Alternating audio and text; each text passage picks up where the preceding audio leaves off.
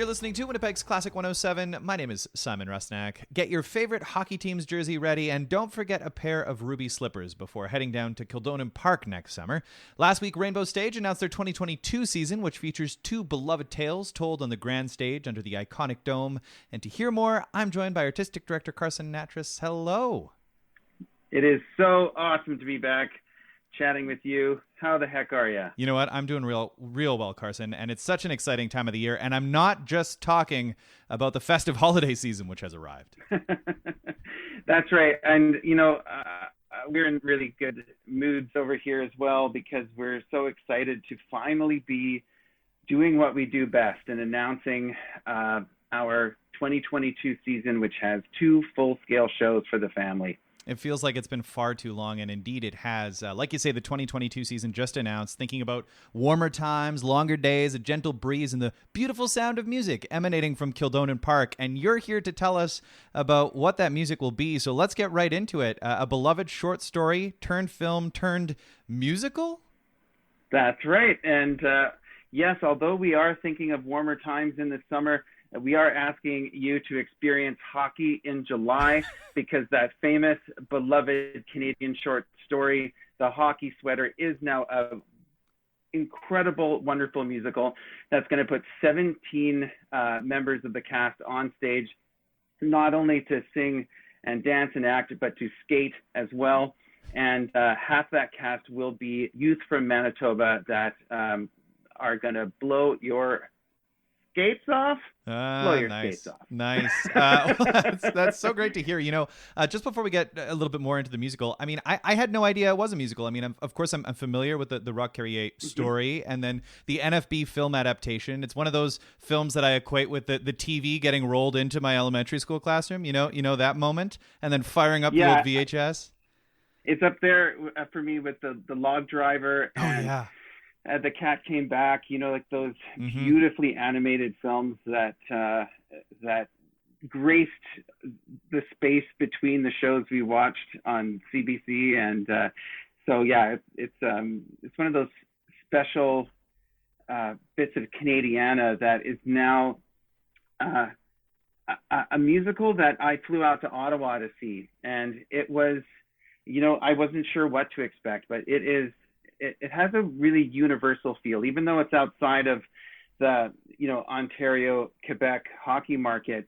There is something universal across the country about our loathing of the Toronto Maple Leafs. something that brings us together, you know? Yeah. And so, and anyone can feel that way, whether it's the holiday season or the summer. So we're looking forward to unifying our, you know, our love of hockey and putting that on stage. So it's a really exciting piece because, you know, also talking with you before about our vision for the future, it's really awesome to share what the large scale Canadian musical theater that can join the repertoire of all those wonderful musicals we know and love. These are the shows that you're soon to know and love.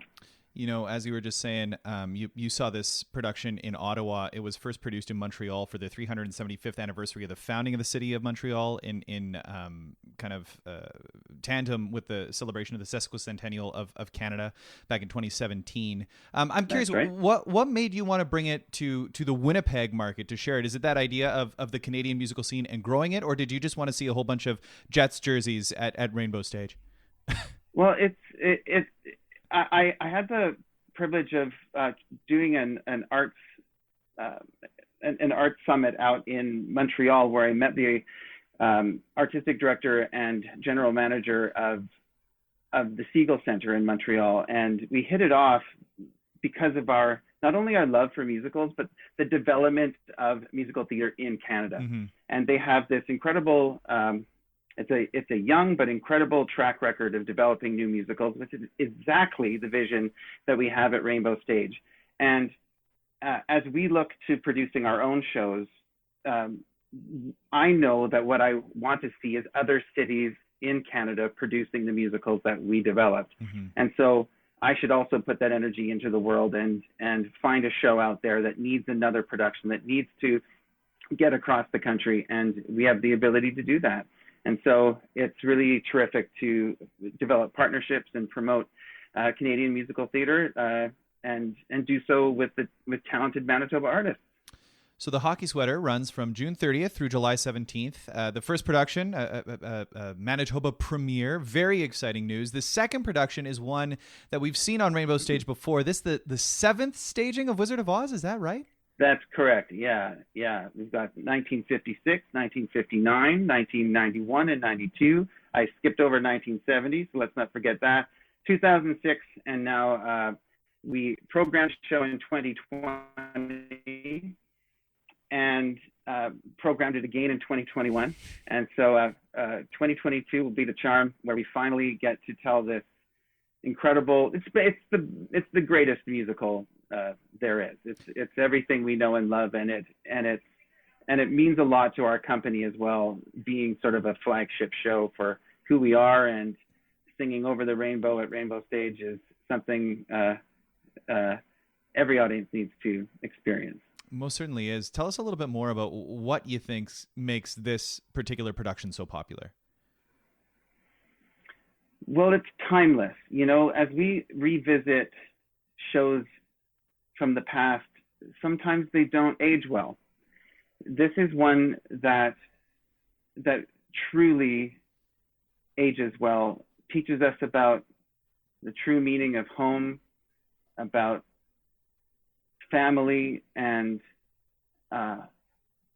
coming of age. You know, it's a beautiful coming of age story that is great for all ages, and it's one of those beautiful shows that generations can come to.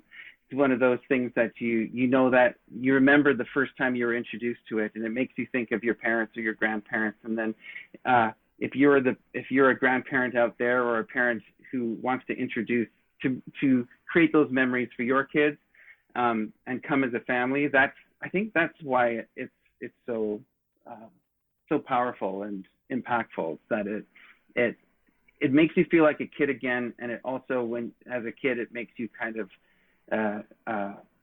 introduces you to one of the most important cultural pieces of art that North America has ever produced. I think often about my grandparents who would have seen the film. You know, you've been used to movies being in black and white, and then you show up for this color film, and of course for the first half hour or more, it's in the sepia tones until that door opens and she enters Oz. And like, I try to think about what that experience must have been like. And so it was also that door opened to the future, and now my grandparents have iPads in front of them. It's like it's such an incredible. It turned 80, I believe, a couple of years ago, the musical. Like, it's just an extraordinary piece. Yeah, it really is. And I think what you've done so marvelously with this season, when I looked at the season announcement, is, it's looking to the future, like we were talking about Canadian-made musicals, also at the same time embracing nostalgia and tradition like The Wizard of Oz, and continuing that tradition with the next generation of musical lovers and park goers. And Carson, I just want to thank you so much for taking the time to chat today with us here at Classic 107. My goodness, it's always a pleasure. Thank you for having me. Now, I should say, Wizard of Oz opens August 18th, closes on September 4th. That's in 2022. And these dates sound very far away, but I'm sure they're going to come up quickly. And if people can't wait, early bird tickets go on sale today, right? That's absolutely correct. And that you don't have to wait for. They're on sale, and a perfect gift for the family. And I really hope that, and you know what I want to say too, is that I want to thank everyone for sticking with us over the last 2 years. It's been very meaningful, and we do see this season as a gift for you, and to say thank you. And so welcome back. We're back, and we cannot wait to have you. And we cannot wait to be there. As always, more details up at rainbowstage.ca or classic107.com. Thanks again, Carson. Thank you so much.